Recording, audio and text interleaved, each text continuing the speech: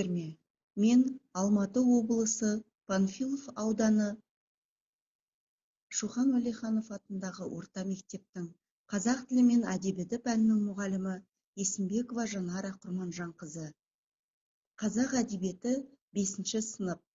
Тәрбиенің қайнар бұлағы бөлімі бойынша бүгінгі өтетін тақырыбымыз Дулат Бабатайұлының «О ақтан жас толғауы».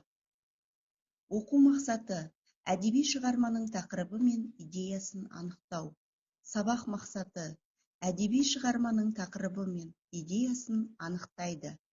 Бағалау критерийлері әдеби шығарманың тақырыптарын анықтайды, әдеби шығарманың идеясын анықтайды. Балалар, миға шабуыл әдісі бойынша ой қозғау сұрақтарына жауап берейік. Бірінші сұрақ: зар заман ақындары деген ұғымды қалай түсінесің? Екінші сұрақ: Дулат Бабатайұлы кім? Үшінші сұрақ: толғау дегеніміз не?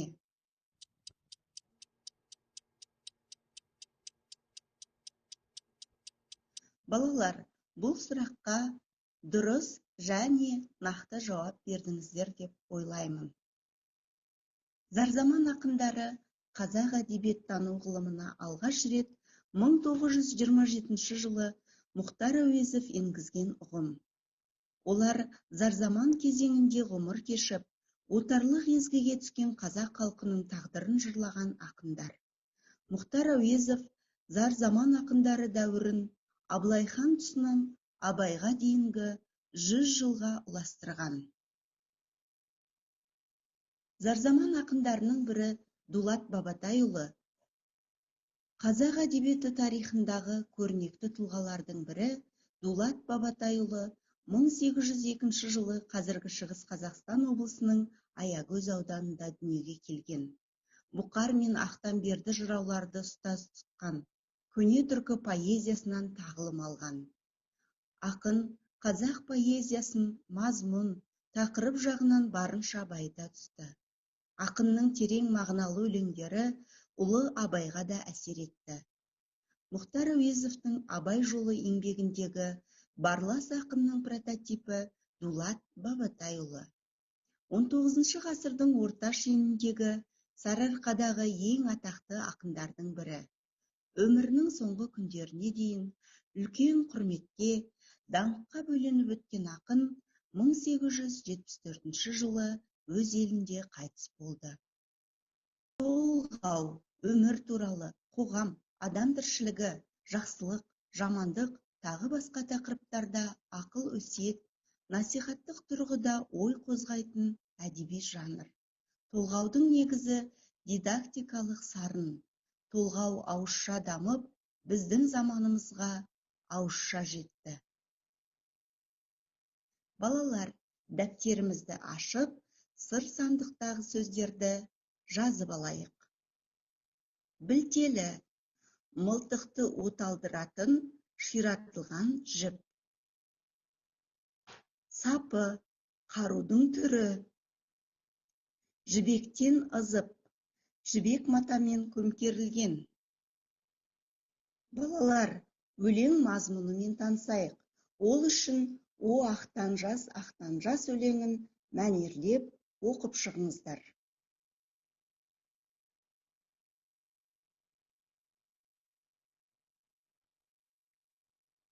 Оқушылар өлеңді мәнерлеп оқып болған соң, тақырып, тұтас мәтінде айтылатын ойдың кілті, идея бір нәрсенің негізгі ойы екендігі жөнінде мәлімет беріледі. Балалар, енді бірінші тапсырманы орындайық.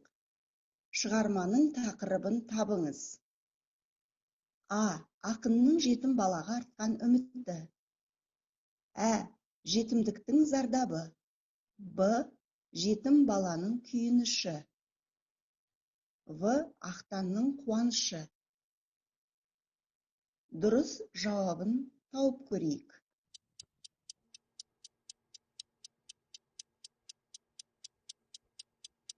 Дұрыс жауабын таптыңыздар деп ойлаймын. Олай болса, дұрыс жауабын салыстырайық. Дұрыс жауабы А. Ақынның жетім балаға артқан үміті. Балалар, екінші тапсырманы орындайық. Өлең жолдарын оқыңыз, идеясын анықтаңыз. О, ақтан жас, сен де жетер мекенсің, жетімдіктің белінен асып өтер мекенсің. Жарық сәуле көре алмай, ел шаңына ер алмай, сол бойы кетер мекенсің. Жетімдіктен өтерсің, шаң бермей әлі кетерсің. Қажыма ақтан қажыма, жетерсің әлі жетерсің. Өлеңнің негізгі идеясын анықтап көріңіздер.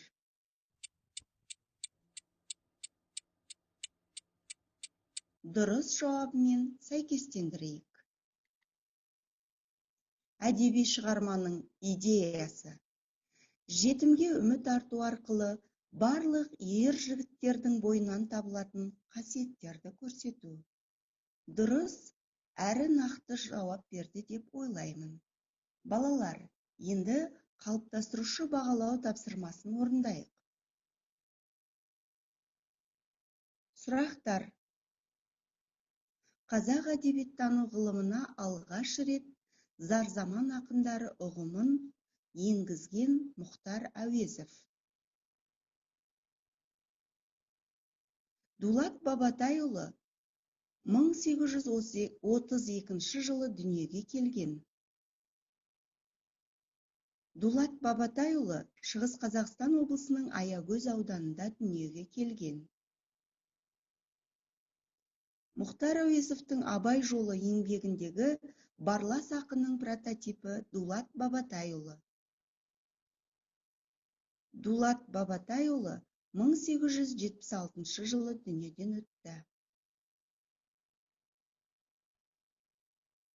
Бұл тапсырмада сұрақтардың жалған не рас екеніне белгі қойып шығыңыздар.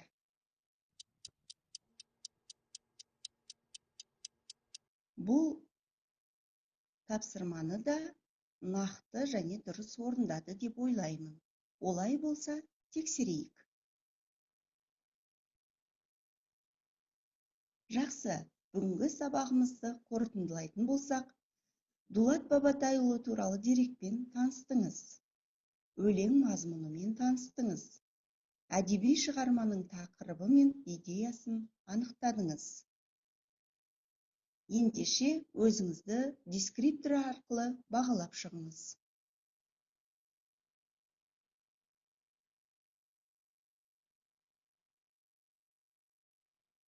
Балалар, бүгінгі сабағымызға кері байланыс берейік.